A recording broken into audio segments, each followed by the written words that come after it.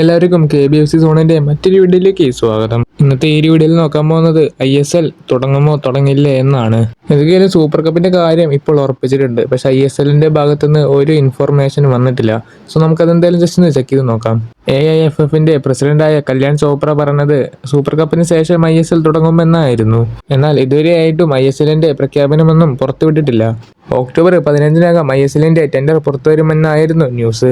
പക്ഷേ ഇതുവരെയായിട്ടും ഒരു പുതിയ ടെൻഡറിന്റെ ഒരു തീരുമാനവുമായിട്ടില്ല.